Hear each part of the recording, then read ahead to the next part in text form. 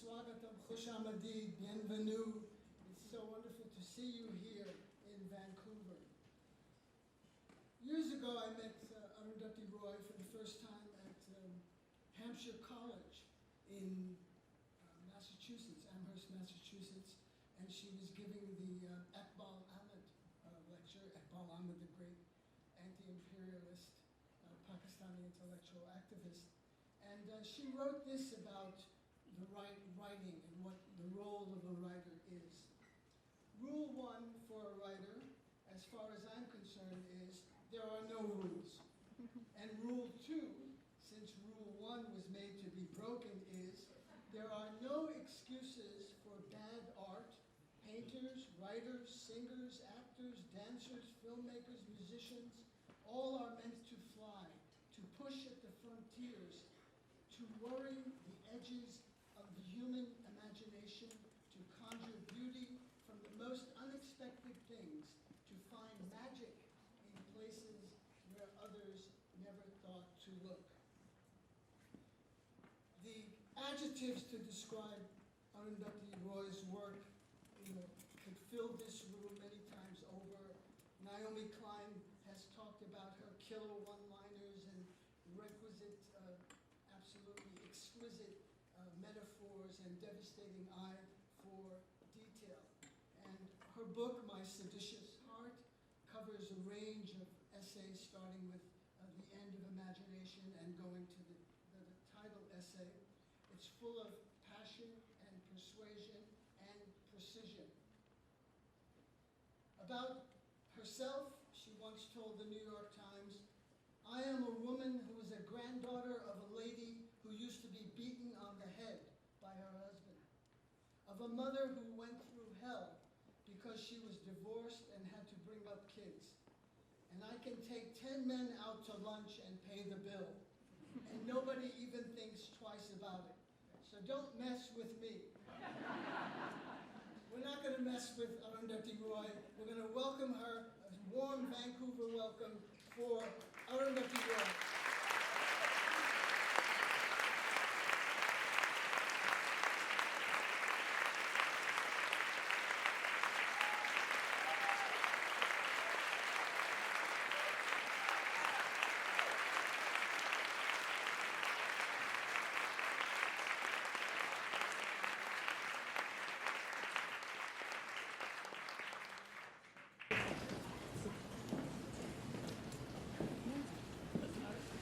Well, Lal Salam. Does everyone know what Lal Salam signifies? Maybe you can tell them. Lal Salam is Hindi or Urdu for the red salute. And Lal Salam Alaikum is a subversion of that. So I was wondering if the book could have been entitled Seduction rather than, or Subversion.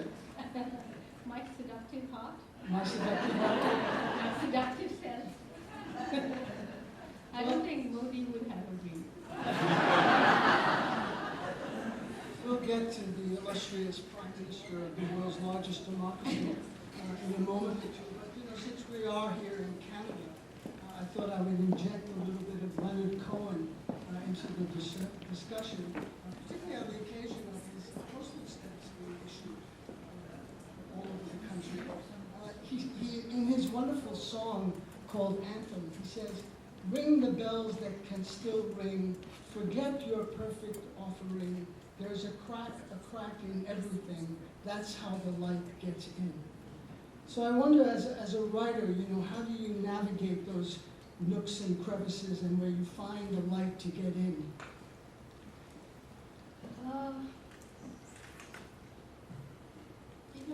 I don't know. It's such an esoteric business, really, about writing, and I often find myself making theories about it after the deed is done. But in truth, when you're doing it,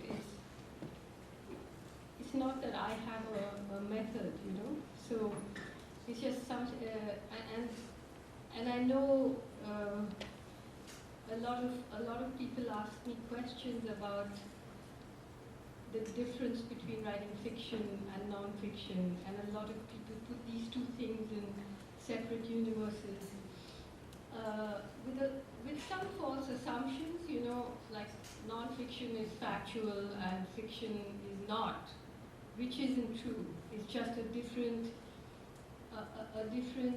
way of imagining or elaborating something, to me, fiction.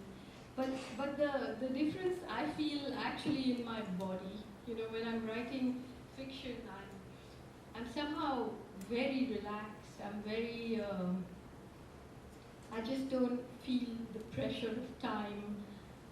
Not externally, I'm just saying for myself, but most of the time, each of these essays, when I have written them, there's something in my mind that sort of locks on to why I need to do this now, and then once I start,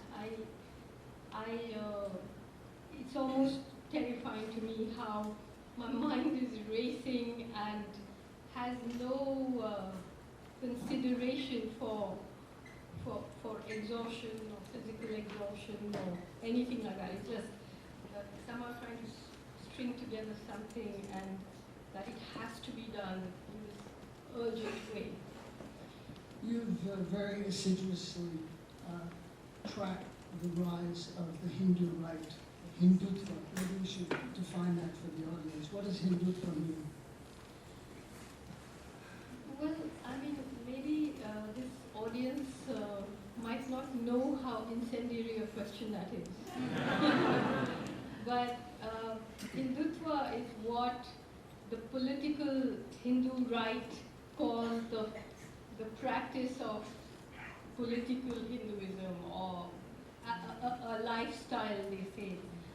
But many people, especially those who are the followers of Dr. Ambedkar, who was the greatest critic of Hinduism, of Gandhi, of the idea that caste is the fundamental building block of Hinduism, like to say that there isn't a distinction.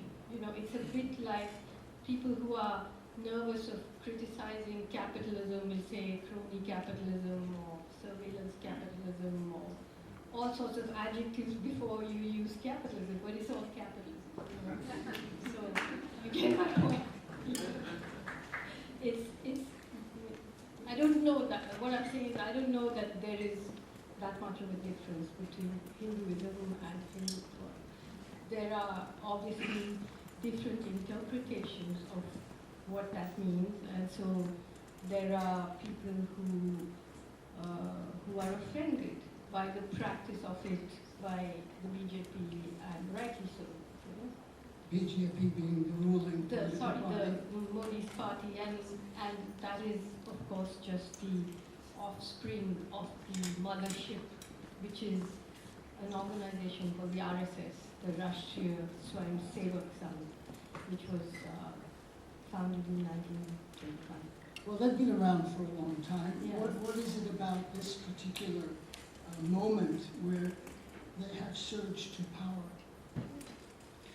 Well, they've been around since 1925, but right now is the first time that they are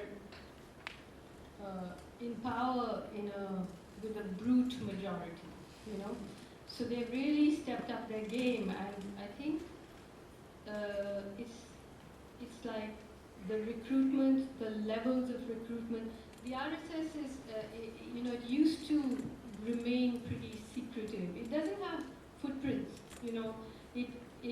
It's an organization which is probably the most powerful organization in India, but in the legal and the documented sense of bank accounts and registrations and so on, it doesn't exist, I think. But it has something like 600,000 volunteers. It has 57,000 branches. It runs schools in which millions are enrolled. When it was set up, it was inspired by the 1930s, it was very, very much inspired by Nazism and Mussolini. I mean, the organization was set up on the lines of these actions. Well, filmmaker and journalist Sanjay Kat, who happens to be with us here this evening, he says the Hindutva project and corporate India are linked. In what way are they linked? Well, they look as though they are not, or they try to appear as though they are not. But one of the ways that I like to explain it is that in the late 1980s or the early 90s, two locks were opened in India. One was the lock of a disputed 16th century mosque called the Babri Masjid, which had been locked by the courts because it was a disputed site, because Hindus claimed that it was the birthplace of Lord Ram.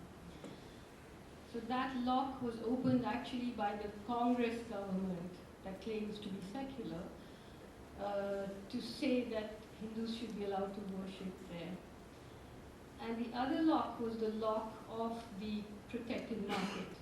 At the time, if you remember, Soviet communism had just lost the war in Afghanistan, and so India was now, which had always thought of itself as non-aligned, had realigned and was now, what they call the natural allies with Israel, the US, and the markets were opened. And opening these two locks, the Babri Masjid and the protected market, unleashed two kinds of fundamentalism, neoliberalism and religious fundamentalism. Because immediately the BJP swept to power,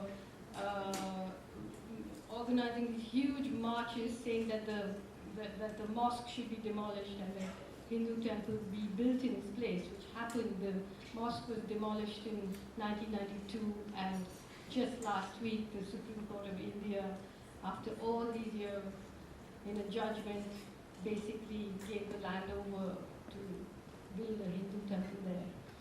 So, and the market fundamentalism created a different kind of violence, a violence of mass displacement, a violence that pushed back all the radical revolutionary movements that existed at the time in the 1960s and so on. Movements that called for the redistribution of wealth, for land to the tiller, for the redistribution of land. All that has now given way to, through a series of things that happened, that now all of us are just fighting for air. I mean, the street has been ceded to the Hindu right, and we are just struggling to survive fascism. I mean, the street is taken over by massive parades of armed people with swords threatening all kinds of things. Intellectuals and writers are being jailed or killed, and Muslims are being lynched, pushed out of the economic activity, ghettoized in many ways. So corporate globalization and this Hindutva I've written about it in the introduction, which I will read, but they were like a pair of lovers waltzing together, appearing to be hostile, but actually the dance belonged to the two of them. And they both helped India to militarize, because the Hindutva grew on a whole program of false flag attacks, the idea of Islamic terrorism, the whole thing that was happening in the West allowed India to militarize, to become a state where you passed all kinds of laws which were completely undemocratic. And the other corporate globalization also allowed you to militarize, because they said, there are Maoist terrorists, there are people resisting the corporate takeovers of thousands of those kinds of people in jail, and then there is the idea of Islamic terrorism, the retaliation for which has been massacre after massacre after massacre, which is what has brought Modi to power. The destruction of the Babri Masjid in was it December 6, 1992, that triggered what are called communal riots. It's again an unusual term. Yeah. Hindu-Muslim riots in India. But the whole sort of the litany of riots and uprisings are scattered all across post-independence India. For example, in 1983 in Assam, the Nellie massacres. The following year, the Sikh massacres, mostly in Delhi, in Babri Masjid, and the Gujarat massacres, which Modi presided over in 2002.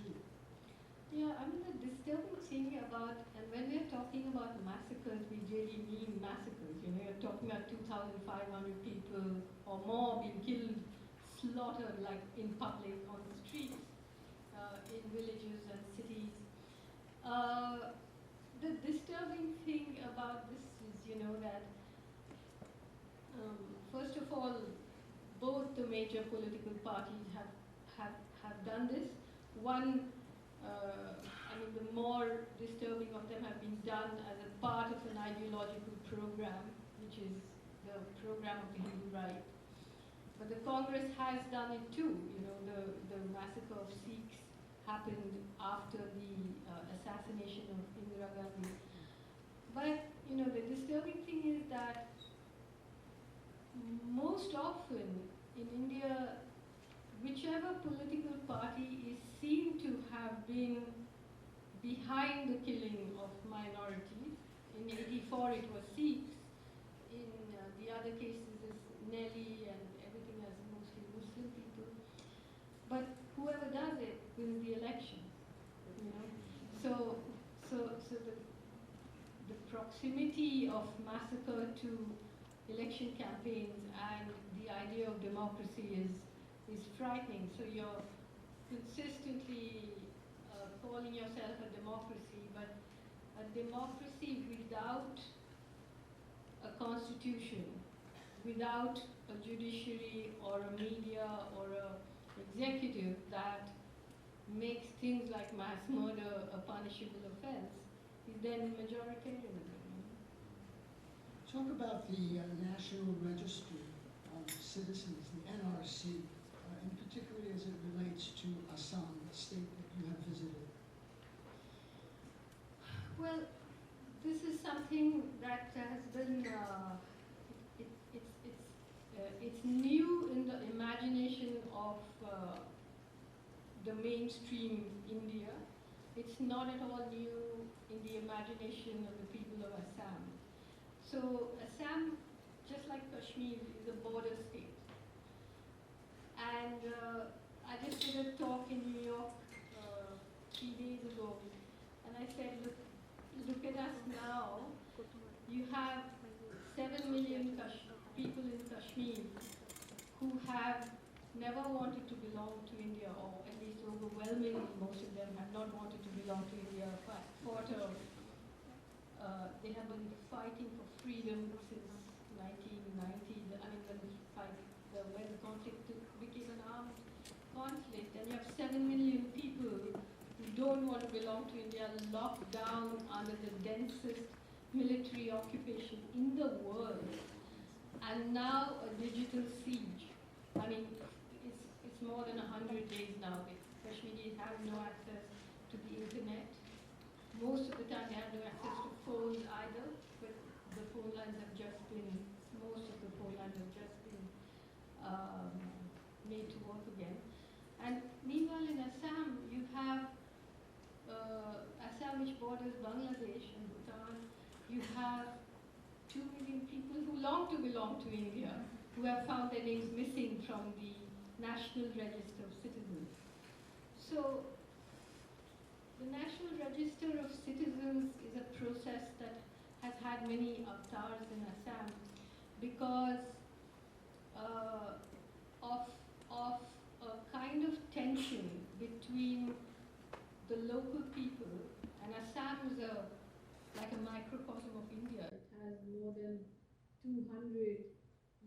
tribal communities. Some of them are indigenous and tribal communities. Some of them are Hindus in the plains, different languages, different relationships with the land, and a history of migration of Bengalis from what was initially East Bengal, then became East Pakistan, and now is Bangladesh. And that migration began in the 1890s, you know.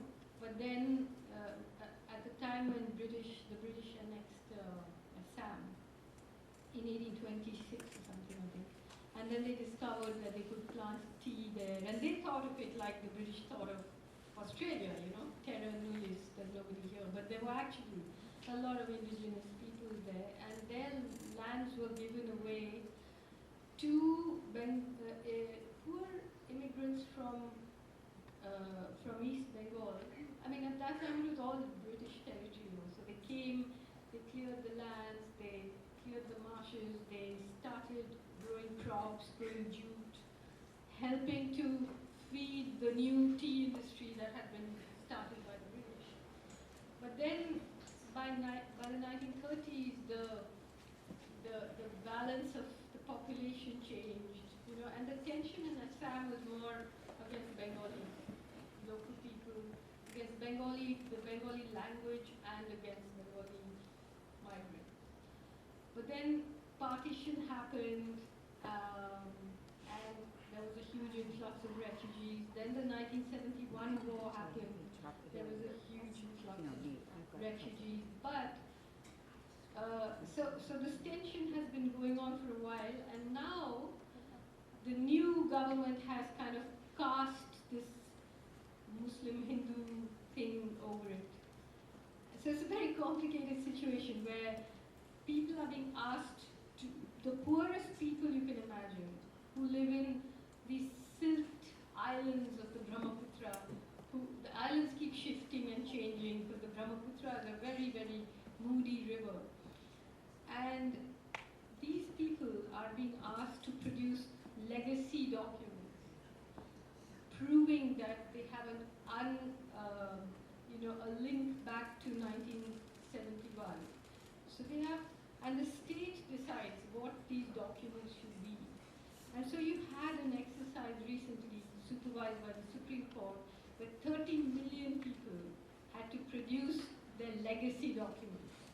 It was a little insane, you know, because people, you know, most people are illiterate, their names are transcribed, Hassan with one S or two S's, and Muhammad spelled 8 different ways.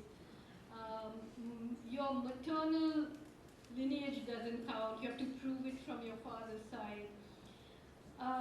And when the National Register of Citizens was published in August, 1.9 million people whose names were not on it. But everyone had a different reason to want to be part of this process, because immigrants were also tired of constantly being suspected, and you know, so they wanted to participate in it. The Assamese nationalists wanted it, the BJP wanted it, everybody wanted it. But when the list was published, everyone was unhappy because the Hindu nationalists were unhappy because it was not, those 1.9 million people were not all Muslims. The Assamese nationalists were unhappy because they expected there to be at least 5 million people, which there weren't. So it's just become a very complex exercise. But that, in Assam, has its own particular history. Like I said, it doesn't have the history of the Hindu-Muslim divide alone, although there is that too. But the most dangerous thing is that the government, instead of being distressed by the chaos that this has caused and the unhappiness that everybody has expressed over it, has now said we're going to do it all over India. And in order to make sure that non-Muslims are not on the list, are not left out of the list, they are going to pass a new law called the Citizenship Amendment Bill, which basically says that persecuted minorities from Pakistan, Afghanistan, and Bangladesh will eventually be given refuge in India. Therefore, without saying it, they're saying Muslims will not be. And then when you ask people to produce legacy documents, it's an impossibility. I mean, in Assam, people have been, this has been a battle that has happened since the 1950s. So even the poor people have some sense, they've been trying over the years to get their parents' birth certificates or voter lists and so on. But in India, that's not the case. So you are going to have a situation where you're going to ask citizens to produce these legacy documents specified by the state. The last time that was done was in Nuremberg, in the 1930s, where the state decided who would be a certified citizen. And now they've started building these detention camps all over the country. I'm glad that's not happening in the United States, for example. Yeah, it's just that now they're trying to turn citizens into immigrants. It's not, it's a crazy scenario where you're trying to turn and you're trying to destabilize a whole population in a sectarian way, and it's who has those documents? Not even Mr. Modi, because he can't seem to produce his college graduation certificate. Such a controversy around it. He's got several birth dates and several kinds of excuses for why, And his wife's gone missing, right? Wife, and his wife has gone missing in some of his forms that he has submitted, before the election commission. So, I mean, even if even his legacy papers are hokey, then I don't know what's going to happen to everyone else. But it's a way of trying to create a tiered citizenship, where some people have rights and some people don't, because you can't deport millions of people, obviously, So you're trying to create a new caste system legally, and in which Muslims will be the new Dalits, And in which Hindu Rashtra becomes legal. Yeah, where, I mean, the Babri Masjid in the Supreme Court judgment, this 450-year-old mosque, didn't manage to produce its legacy documents. How is some poor, peanut seller going to do it? Locate the former Chief Minister of Gujarat and current Prime Minister of India, Modi, in this galaxy of right-wing leaders that have taken over in multiple countries, Erdogan in Turkey, Duterte in the Philippines, Trump in the United States, Netanyahu in Israel, and Sisi in Egypt, and on. Where does he fit in that galaxy? I think he fits in as the person who has the infrastructure formally behind him. It's not just that he is some kind of right-wing ideologue who came to power and has taken the country to the right. Modi, I mean, for those of you who don't know, the way he came to power was that in October 2001, which is just weeks after the 11th of September attacks in the US, when Islamophobia was sort of a universal phenomenon, in a way, all the world was RSS for India, And Modi was installed as the Chief Minister of Gujarat, even though he was not even an elected member of the Assembly. The sitting Chief Minister was removed and Modi was installed. And within a few months, there was the burning of a train coach in Gujarat. Nobody knows who set that coach on fire. And 59 Hindu pilgrims were burnt to death in a horrible way. And that led to the revenge attacks, which were the Gujarat pogrom, in which about 2,000 people were slaughtered in daylight. I mean, women were raped and killed, and tens of thousands were driven from their homes. And as soon as that happened, Modi called for elections and won, for 3 terms, and then stood for elections in 2014 as the RSS candidate for prime ministership. And soon after the Gujarat program, in order to come back to your early question, David, soon after the Gujarat program, India's major corporations supported him as a prime ministerial candidate, So when he won in 2014, it was like he was the representative of the ancient and the modern in his own person. He was the man in a saffron business suit, and he then and then of course 2019 he won again. Rather decisively, one must say. Rather decisively and disturbingly, because in 2016, just a year after his swearing in as Prime Minister, he appeared on TV one night and announced that all 500 and 1,000 rupee banknotes, which is 85% of India's currency, was no longer legal tender, just overnight. And everything just screeched to a halt. The construction industry collapsed, small businesses collapsed, people stood in line for hours outside banks to exchange, to redeem their old notes. And today the Indian economy, according to many economists, is in recession, and everybody lays the blame at the door of demonetization.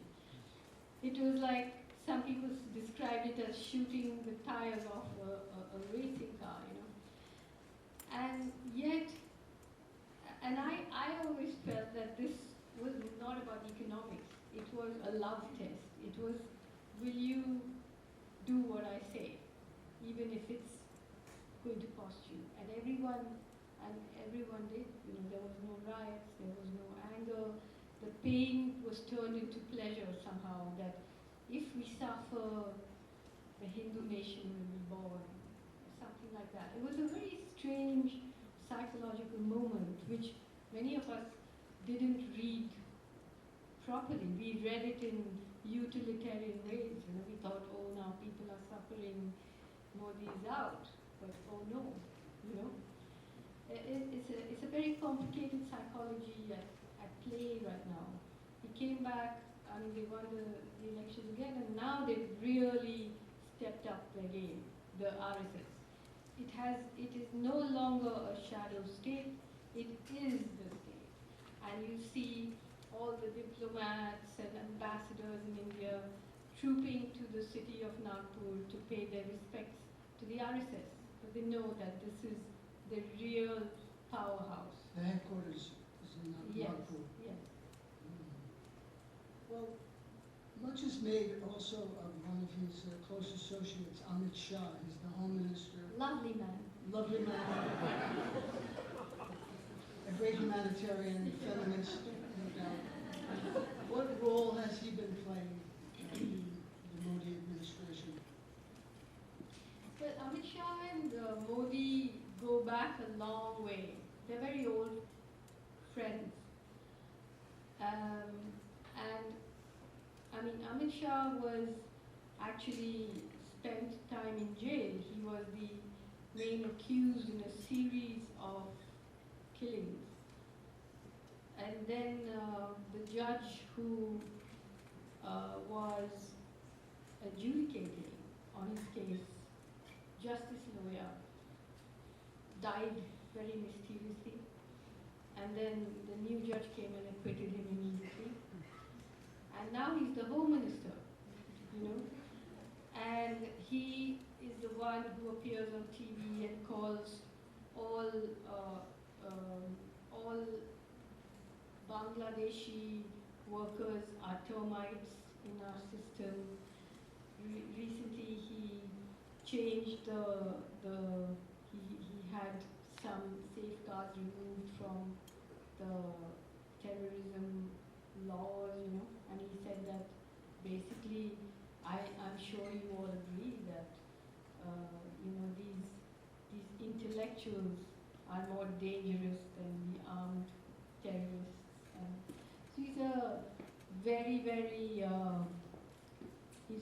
very sinister presence in the imagination of India today. Some people fear him more than they fear Modi, although I don't think he, I think, what you see is what you get with him. Whereas with Modi, there are these, like the whole, this whole thing of people worshipping at the altar of this kind of terrifying, cold, unapologetic cruelty, I would say, Like when he was campaigning for his party as the prime ministerial candidate in 2014, Reuters asked him, a journalist in Reuters asked him whether he regretted the massacre that had taken place under his watch, and he said, I would regret it even if a dog came on the wheels of my car. The 2002 massacre he was referring to. Mm-hmm. Well, he was recently in the capital of Brazil. There was a BRICS conference going on there. South Africa, China, Russia, Brazil, and India. And kind of reinforcing what we talked about earlier, Modi announced to the assembled masses there that India is the world's most open and investment-friendly economy. Why? Due to political stability, predictable policy, and business-friendly reforms. And after making that statement, he then turns to Bolsonaro, the right-wing leader of Brazil, and invites him to be the chief guest at Republic Day in India on January 26th. Bedfellow was there. His nursery school teacher had told him to go to Brazil and say the opposite of what was actually going on in India. So he did. Well, let's talk about Kashmir and what's going on there, the events of August 5th, where certain two key elements of the Indian Constitution were suddenly abrogated, but not to the surprise of people who have been following what's been going on there, as the state has, as Delhi has turned the screws up on the Kashmiris more and more. Or were you surprised? I was surprised by the way it was done. It was so cruel and so crude. I was taken aback. And what I didn't understand is why would you? In case people don't know, on the 6th of August, the government of India abrogated what is known as Article 370, which were the terms and conditions on which the formerly sovereign state of Jammu and Kashmir acceded to India. So, and with that dissolved Section 35A, which basically made Kashmiris the stewards of their own land. It wasn't that Indians could go and buy land in Kashmir and so on. So suddenly, they just lost all jurisdiction over themselves or their territory. But in the run-up to it, the night before this happened, they'd flown in 50,000 extra troops to add to the more than 500,000 troops that are already there. And there was a round of arrests which included 3 chief ministers. Thousands of people were arrested. Every activist, every politician, everyone who had, as some Kashmiris say, anyone who had the ability to gather 5 people around them was arrested.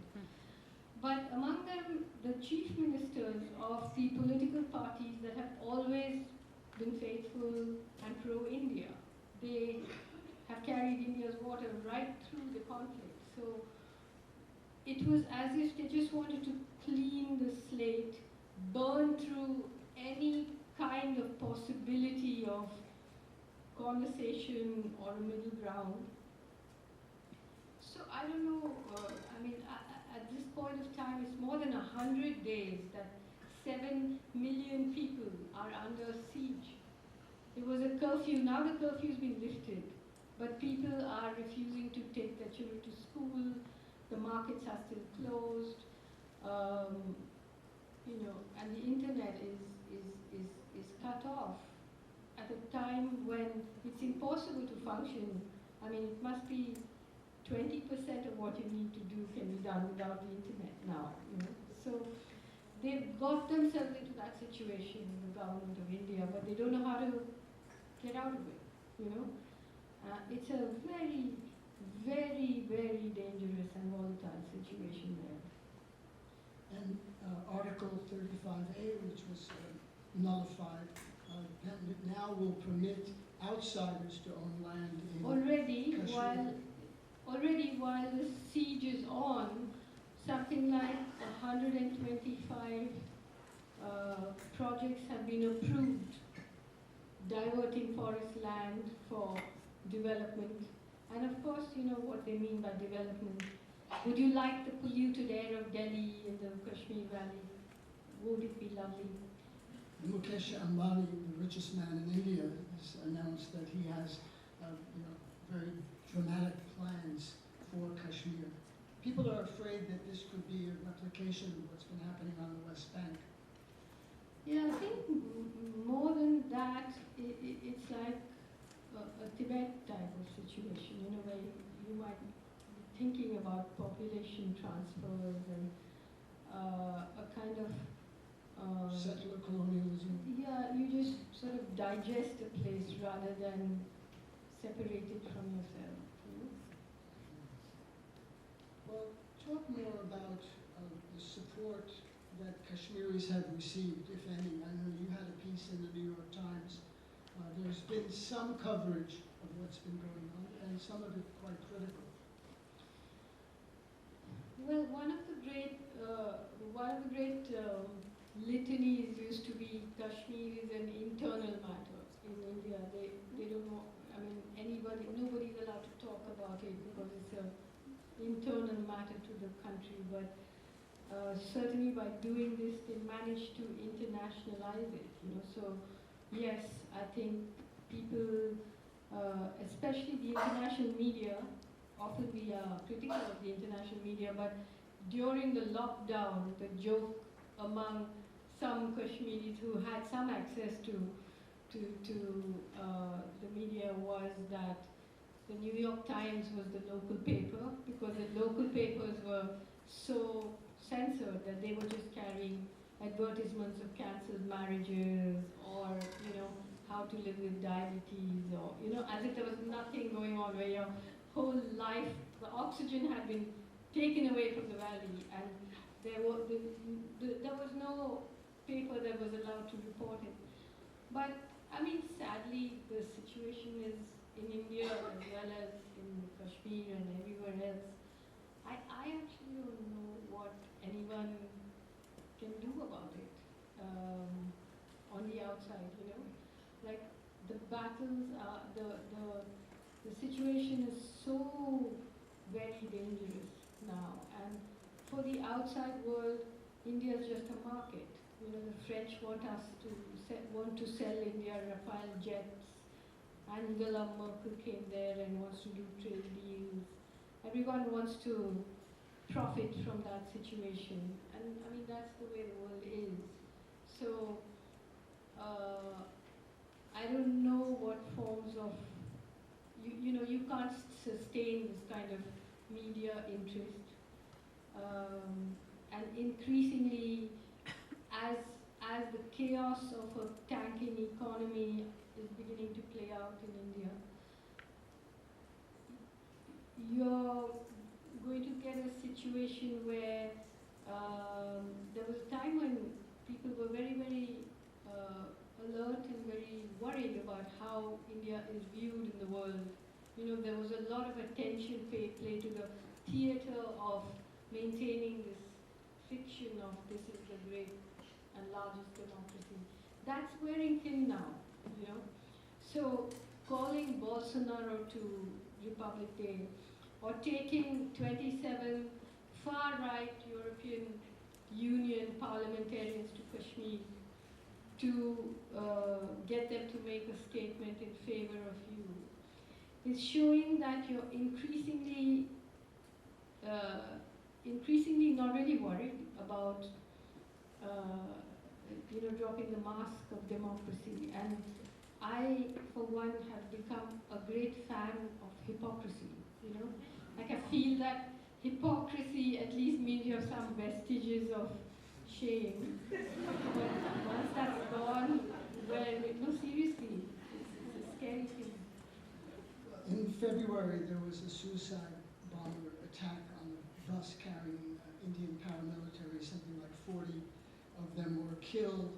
That led to an escalation immediately involving Pakistan, India's nuclear-armed neighbor, right next door. Both countries have weapons of mass destruction and the ability to deliver them. So it goes to the concern that this could be igniting a larger conflict in South Asia, which would have. It's a very, very, people, this kind of danger somehow is so clear and present that it almost doesn't bear talking about. The attack that happened in February, a lot of us had predicted that there would be an attack because of the elections. The elections were in March, April, and I don't think anyone has made any efforts to really figure out how that attack happened. How does it happen when you have 700 million soldiers posted in a place? 700,000, yeah. Sorry, 700,000 soldiers. You can't even kind of move a ballpoint pen from here to there. I don't know how this happened, but it immediately changed the complexion of the election campaign and so on. And then India and Pakistan became the first two nuclear powers in history to carry out these cross-border air attacks. Yeah, air attacks. And so that situation where Kashmir becomes a kind of flashpoint is a danger to the rest of the world, and it is a situation that the world would do well to look into, I think. And part of what happened on August 5th also was breaking up the state of Jammu and Kashmir. Jammu and Kashmir will be administered from Delhi as a union territory, and Ladakh, a largely Buddhist region, sometimes called Little Tibet, will also be a union territory. What are the implications of that? So Ladakh, Ladakh has two districts. One are the Kargil Muslims who are Shia Muslims, and then there's the Buddhist part of Ladakh. So now there's already tension between those two. So you see, even in Assam, as soon as this NRC happened, Meghalaya, that used to be a part of Assam, which is now separate, closed its borders. It made it an international border. In Arunachal Pradesh, neighboring Assam, the Assamese are the ones who are considered migrants. Nagaland and India had a peace treaty. Nagaland had a peace treaty with the government of India, and now they are saying, our first condition is we want our own flag and our own constitution. Manipur and Nagaland have always had hostilities, so there's been a sort of government in exile suddenly declared in Manipur in London.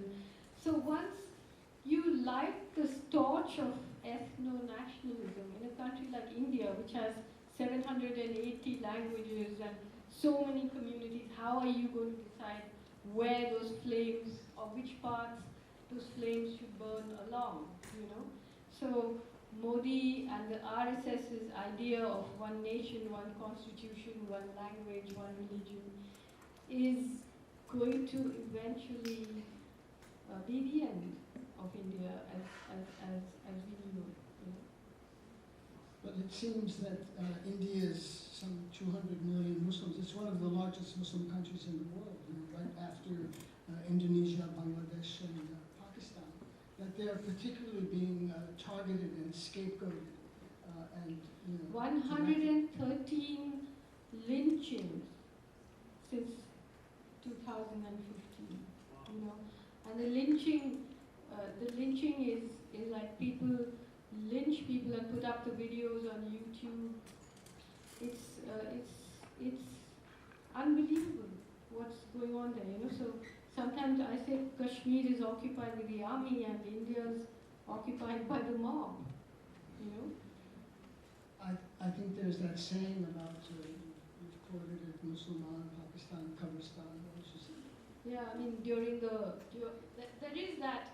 that attempt by the RSS and BJP, which has a huge machine of dissemination. You know, so the idea of trying to portray Muslims as outsiders and themselves as the victims of these years of Muslim rule, when in truth a great portion of the Muslim population are people who converted to Islam to escape from the caste system, you know, from the cruelty of caste. So one of the slogans that is chanted during these, you know, hate to use that word riot, because it sounds as if both sides are equal. It's not a riot, it's a mass murder.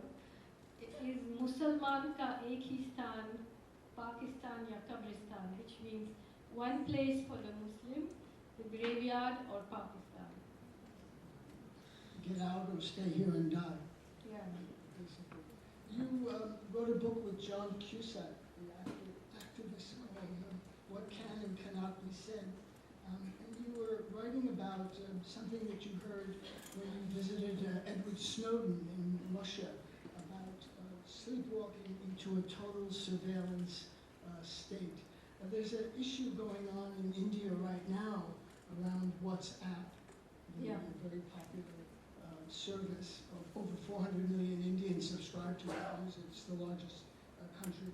That software has been sold by the NSO group from Israel that basically allows total surveillance. You're carrying around, you have a spy in your pocket.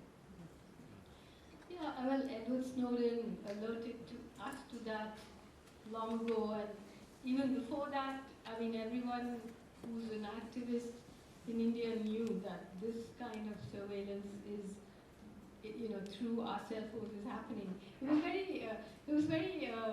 It had a very peculiar manifestation in Kashmir, you know, like earlier when, say, I would go to Kashmir, they would do this thing called bumper-to-bumper surveillance, where a car full of armed soldiers would just follow the car I was in a very aggressive way, you know, like just to make you, just to tell you that, look, we are following you, we know where you're going, we know what you're doing, and so on.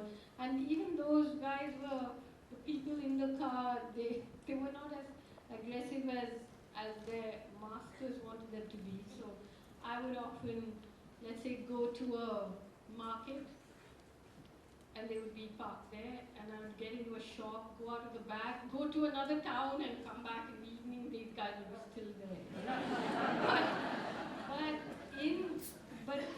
And then you had all these check posts, and everybody was searched all the time. And then suddenly, over a few years, the check posts disappeared because of the phone. You know, everyone was being monitored in ways which were far more sophisticated than that. And it was unnerving and chilling, you know. So now when the cell phones were switched off, and a lot of phones are still off, and the quotes from the army chief and the governor of Kashmir were all about only terrorists use cell phones. Kashmiris don't need phones. I mean, of course, maybe what they meant was all Kashmiris are terrorists. You chronicled the struggle against the big Narmada Dam. You write about it in the book. Right here in Canada, there's a very important issue going on around the Trans Mountain Pipeline through British Columbia. In the U.S., we had a major struggle with Standing Rock, where Indigenous people got together and lost, but put up quite a struggle.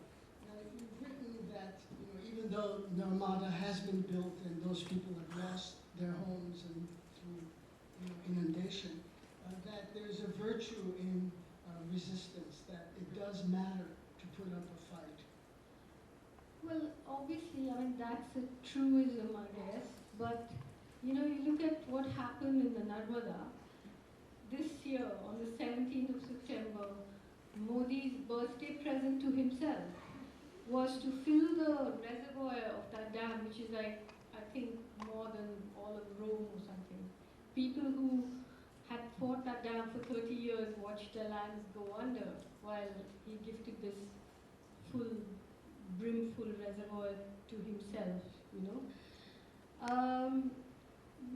The thing about these things is that you at least chronicle a situation where at some point people know that building a dam in the 1950s was seen as an act of great virtue. By the time this struggle happened, the Narmada movement, it showed everybody that this was the worst thing you could do to a river. Drowning all these millions of acres of forest, creating a situation which doesn't even remotely deliver what it even promised to. But they still went ahead and did it. What I was trying to say earlier is that when you look at the way struggles have been pushed back, from the 1960s, where people were talking about the redistribution of land to the tiller and so on, to the time of the Narmada movement and other great movements against corporate mining, strip mining, infrastructure, building roads. All the time the land was taken from the people, villagers and mostly, obviously, people in the indigenous communities. But by then you were already now reduced to struggling to just keep what you had, not asking for justice, but just saying, don't take what is ours, And those struggles have now given way to a situation where everybody just either turned into the saffron right wing, who is not even in touch with their own disempowerment, because they are, filled with the idea of this hatred for somebody else. So, I mean, truthfully, this book exists as a history, as a record of these, but I can't feel. I have to struggle to feel, to look for hope. I do. Someone asked me this question in New York, and I said that the only thing I can say is that the opposite of hope is not hopelessness, and that there is a field between them where one lives and works and plants and waters and grows the garden. And even if one was told that there was no hope, we would still do what we do, because we're not going to ever be on their side,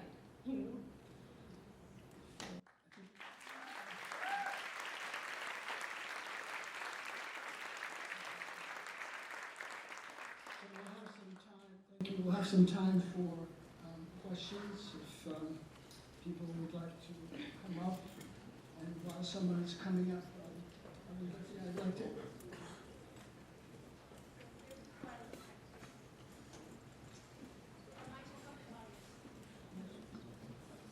Okay, great.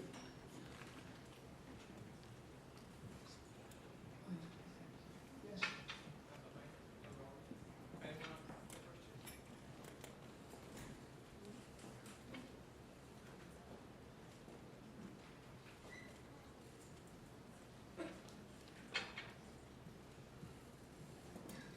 Hi, thank you very much. So speaking to themes of virtue and resistance, I was wondering if you could speak a little to the role of the university and student activism in India currently. As we've seen through recent events at JNU and Jadavpur University, public universities in India have become a space of contestation and almost like a microcosm of the systemic impacts of Hindutva forces, and in light of this, I was just wondering how you think students in India are expected to sort of respond and exercise dissent.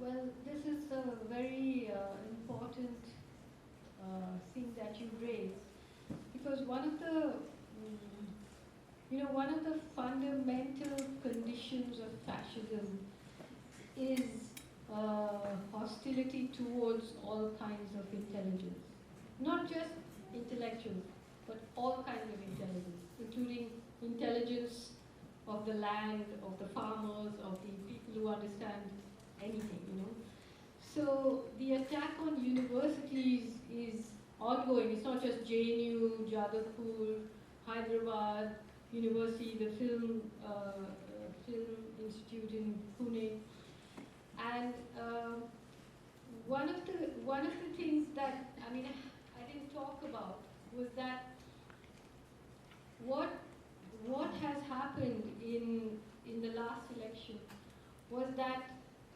through a very cunning understanding of caste, I won't get into the details here because it's very local, but the BJP managed to destroy all the parties that in the 80s and 90s had grown to represent disadvantaged castes and Dalit castes in the parliament, and somehow by exploiting the universe of casteism that exists even amongst disadvantaged classes, they turned people against each other, and they managed to destroy those parties.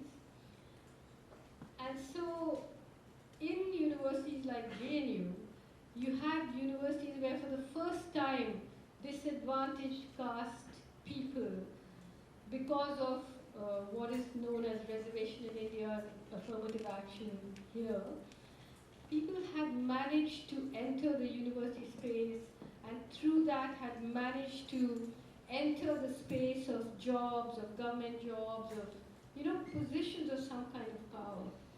And while the whole electorate of this mass of people has moved somehow to the BJP, its policies are pushing them out of the universities all over again, So you have a policy of privatization and the corporatization of education that is just within a few years pushing and destroying whatever little victories, hard-fought victories, came out of major struggles by these people.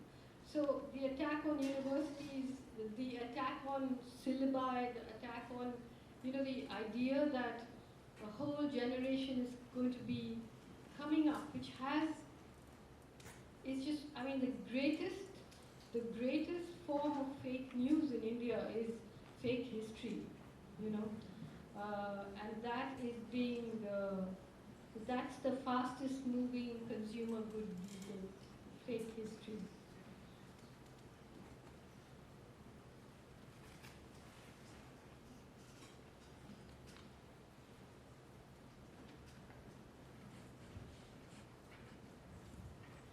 Hi.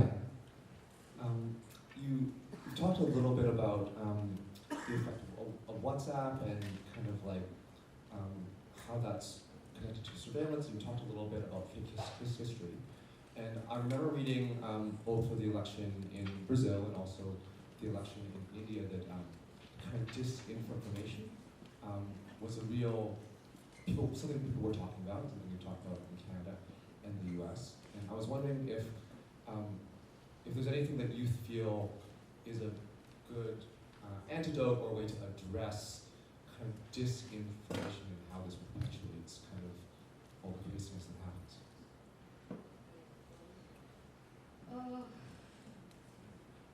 It's a very difficult thing, you know. I don't know, because I think what's difficult is that you know, the assumption that people, if they were told that this is disinformation, will then unbelieve that isn't true. You know, that people that whole barrier between what is true and what is not is becoming philosophical. You know, like, so it's creating a situation where people are now able to believe whatever it is that they want to believe, you know. So there are, obviously there are lots of people, because I think one cannot ever concede that ground. And so you have to keep on correcting it as much as you can. And there are many people who made it their business to do that. But I don't know. I mean, I think that we all have to, in some ways, our imaginations and our political imaginations are so locked into elections now and who's going to win the election. We might have to start thinking of other ways of mobilizing ourselves, you know, which is where all, because all the money, like say for example in India, after demonetization, as I said, you know, the Indian economy has begun to unravel, but the BJP's economy is doing very well. It became 81% richer than it was, you know. So and it devastated other political parties. So this concentration of wealth means a concentration of data collection, it means a concentration of media ownership, not directly, but in terms of influence. So can all of us continue to play in that arena where the odds are stacked so much against us? Or are we going to try to shift the game into another space? I mean, without giving up on this thing. But it's a very serious problem all over the world. I mean, you must have seen the film on Cambridge Analytica and, you know, just toying with whole populations, just toying with us.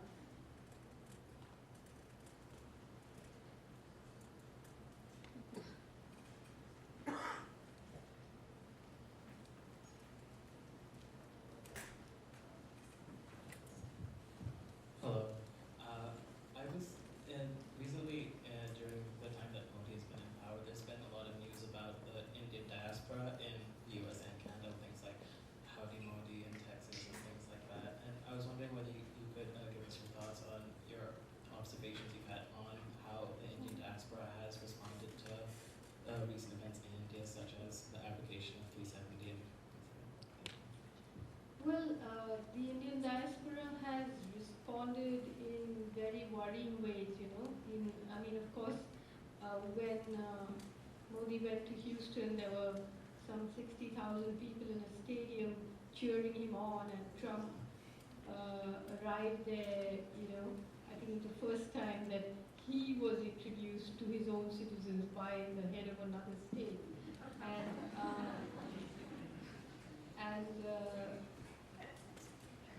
You know, this is at the time when the abrogation of Kashmir happened, when 700 million people were being put under a siege, which cannot but be a modern day mass violation of human rights. It was waging war against the people. You know, I mean, can you imagine that happening in your city? Like not knowing how to contact your families, medical emergencies, mental health emergencies, legal emergencies, food shortages. How do you do that to people? And all these 60,000 people were cheering it. At the same time, they are immigrants, and you're talking about another state of Assam where 1.9 million people are off the citizens register, you know. And I saw even in places like South Africa, you know, the Indian community was celebrating the abrogation of the Section 370. And I think that the world is in a situation right now. I mean, we didn't talk about that, but I feel that there is an understanding of climate change, of the shrinking of resources, and the need to create situations where some people have more rights than others. Behind the abrogation of Section 370 in Kashmir, certainly the anxiety of the 5 rivers that flow through that state to commandeering the water. And I think Indian immigrants are you know, they are immigrants. They should understand that the only way out of this situation is to think democratically and to believe in equality, because otherwise everyone is going to retreat into a tribe, and at some point they too will be imperiled unless they are part of the project of believing in equality and fraternity, you know, and liberty. If they are in a part of the project of reducing those things, at some point they will be the victims too.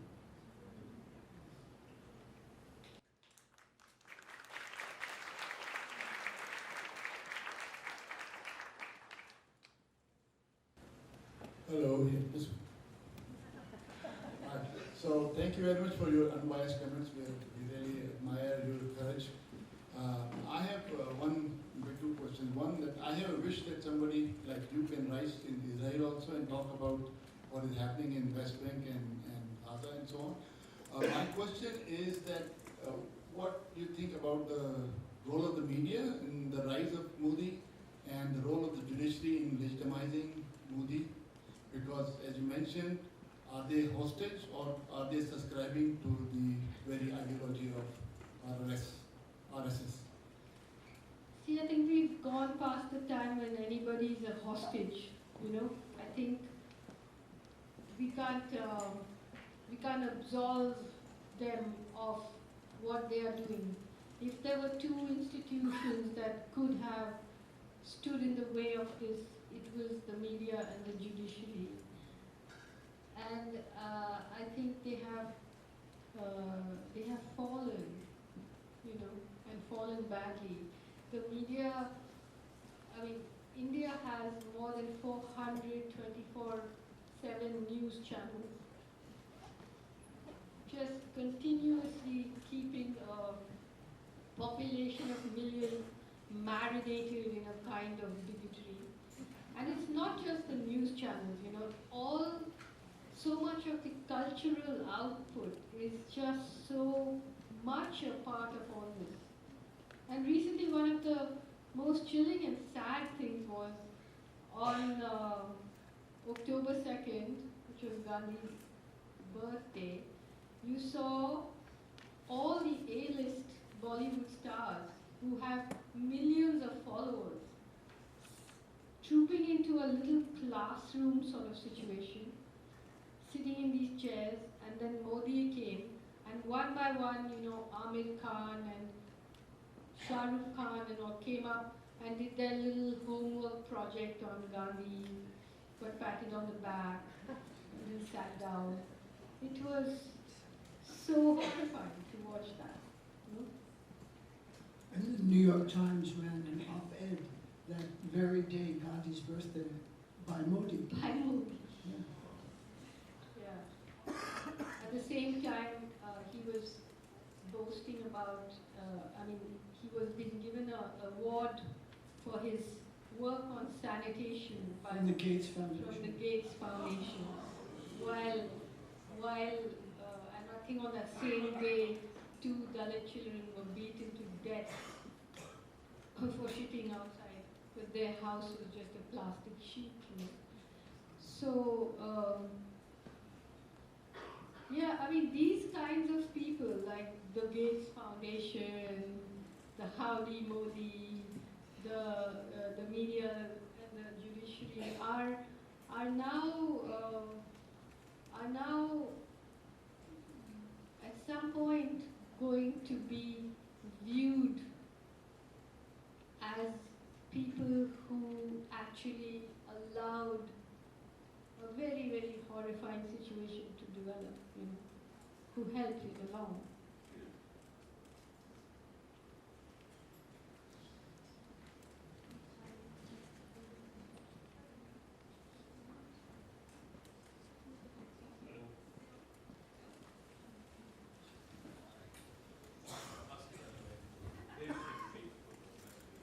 All right, so, okay, thanks on. Welcome back, thank you very much. My question is about joy.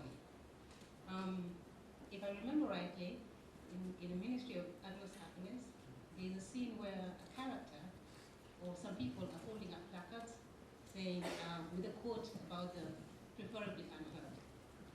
And when I read that, I could hear you laughing. I don't even know what you sound like you laugh. But you just spoke about the distance between hope and hopelessness, and us doing what we have to do. So what does joy sound like for you? What do you do that makes you laugh?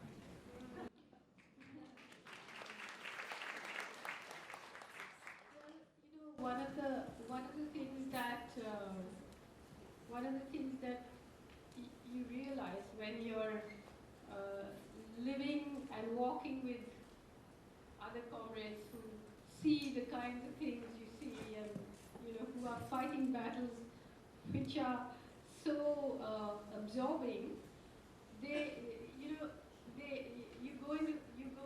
you realize that it's not that they are fighting sadly and that all of it is just some tragic scenario, because those are not the ways in which the building blocks of even this kind of resistance works, you know. So, like friends of ours from Kashmir, half the time all of us are just in splits, you know, because the situation is so horrifying, it's also funny.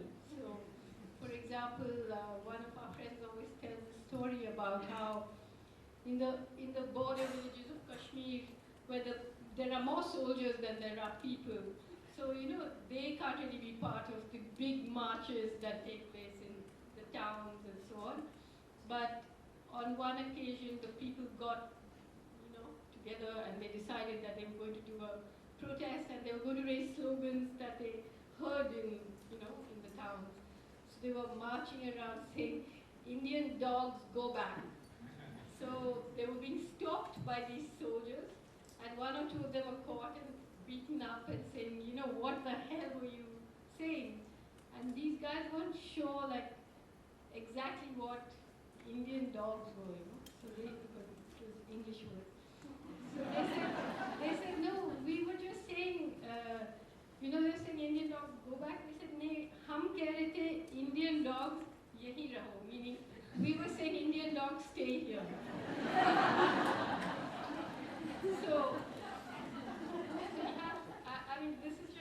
these are just some things, you know, like, I remember, you know, even when I was with people in the Narmada Valley, where one night we walked through the villages all night, and we captured a dam site in the morning, and there were so many women, they were always at the forefront of the struggle, and we were all linked. You know, the idea was that the police would have to deal with all of us as one kind of formation. And the entire conversation was who was find a friend who so, yeah, it's underneath everything, and I mean that is why fiction for me is so important, because it's only in fiction that I feel able to move through those layers of what happens, you know.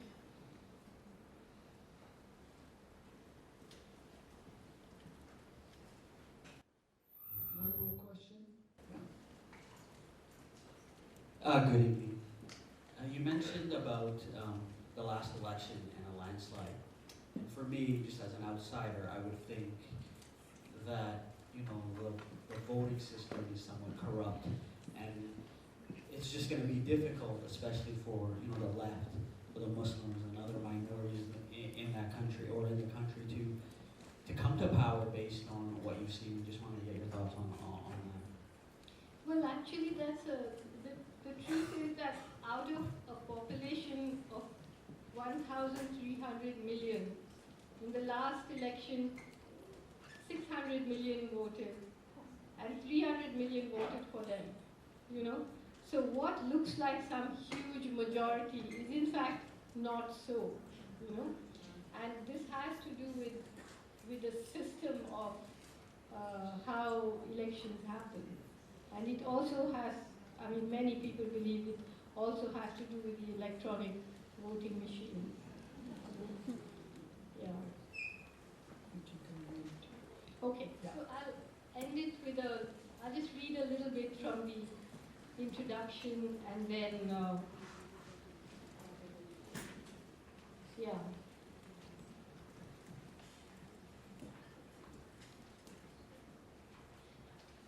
I find myself thinking of the essays in this book as pieces of laundry, poor people's washing, strung out across the landscape, interrupting the good news bulletins and spoiling the view. They were written over a period of 20 years during which India was changing faster than ever before. The opening of the Indian markets to international finance had created a new middle class, a market of millions, and had investors falling over themselves to find a foothold. The international media, for the most part, was at pains to portray the world's favorite new finance destination in the best possible light. But the news was certainly not all good. India's fleet of brand new billionaires and its new consumers was being created at an immense cost to its environment and to an even larger underclass. Backstage, away from the razzle-dazzle, labor laws were being dismantled, trade unions disbanded. The state was withdrawing from its responsibilities to provide food, education and healthcare. Public assets were turned over to private corporations. Massive infrastructure and mining projects were pushing hundreds of thousands of rural people off their lands into cities that didn't want them. The poor were in free fall. At the very same time that it unlocked the protected market, the Congress government of the day, which calls itself liberal and secular on its CV, with an eye to the Hindu vote, opened another lock too. The lock on an old 16th century mosque. The Babri Masjid in Ayodhya had been sealed by the court in 1949 following a dispute between Hindus and Muslims who both laid claim to the land. Muslims asserting it was a historical place of worship, and Hindus that it was the birthplace of Lord Ram. Opening the Babri Masjid purportedly to allow Hindus to worship at the site changed India forever. The Congress was swept aside. Leaders of the Hindu nationalist Bharatiya Janata Party traveled the length and breadth of the country, orchestrating a storm of religious frenzy. On December 6, 1992, they, along with members of the Vishwa Hindu Parishad, gathered in Ayodhya, and while a shocked country and a spineless Congress Prime Minister watched, exhorted a mob of 150,000 to storm the structure and bring down the Babri Masjid.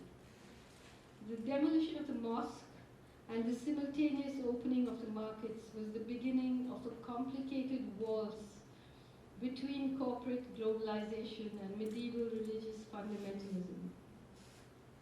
It was quite obvious early on that far from being antagonistic forces that represented old and new India, they were actually lovers performing an elaborate ritual of seduction and coquetry that could sometimes be misread as hostility.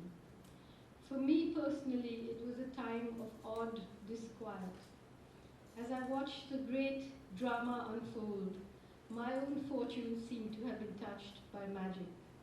My first novel, The God of Small Things, had won a big international prize.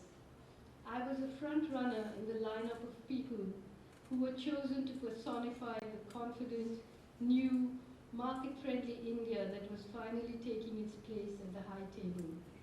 It was flattering in a way, but deeply disturbing too. As I watched people being pushed into penury, my book was selling millions of copies. My bank account was burgeoning. Money on that scale confused me. What did it actually mean to be a writer in times such as these? As I thought about this, almost without meaning to, I began to write a long, bewildering, episodic, astonishingly violent story about the courting ritual of these unusual lovers and the trail of destruction they were leaving in their wake, and of the remarkable people who had risen to resist them. What I wish I could have done for the readers of this book is to recreate the prevailing atmosphere in which I published each essay. They were written when a certain political space closed down, when a false consensus was being broadcast, when I could no longer endure the relentless propaganda and the sheer vicious bullying of vulnerable people by an increasingly corporatized media and its increasingly privatized commentators.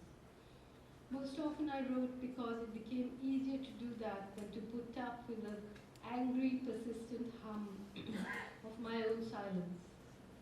I also wrote to reclaim language, because it was distressing to see words being deployed to mean the opposite of what they really meant. Deepening democracy meant destroying it. A level playing field actually meant a very steep slope. The free market, a rigged market. Empowering women meant undermining them in every possible way. I wrote because I saw that what I needed to do would challenge my abilities as a writer.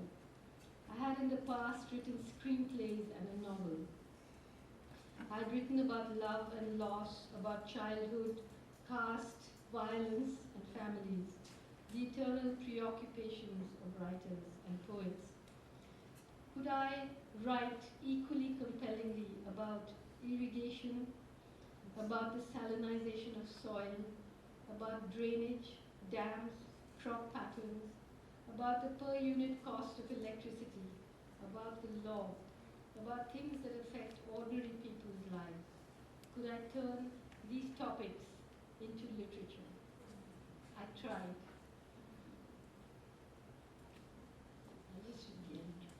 So this book of broken promises goes to press around the time that an era that we think we understand is coming to a close. Capitalism's gratuitous wars and sanctioned greed have jeopardized the life of the planet and filled it with refugees. It has done more damage to the earth in the last 100 or so years than countless millennia that went before. In the last 30 years, the scale of damage has accelerated exponentially. The World Wildlife Fund reports that the population of vertebrates, mammals, birds, fish, amphibians, and reptiles has declined by 60% in the last 40 years.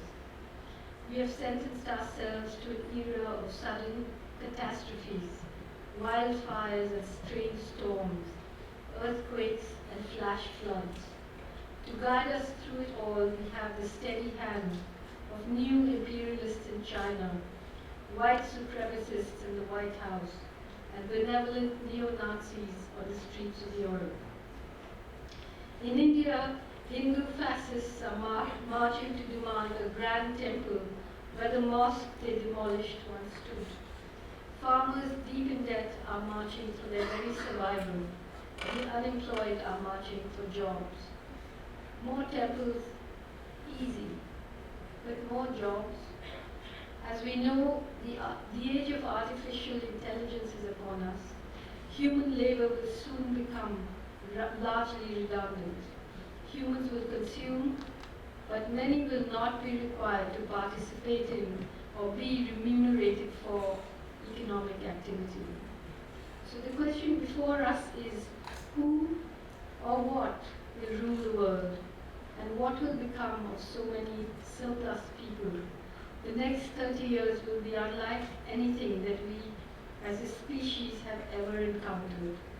To prepare us for what's coming, to give us tools with which to think about the unthinkable, old ideas, whether they come from the left, the right, or from the spectrum somewhere in between, will not do. We will need algorithms that show us how to snatch the scepters from our slow, stupid, maddened kings. Until then, beloved readers, I leave you with my sedition.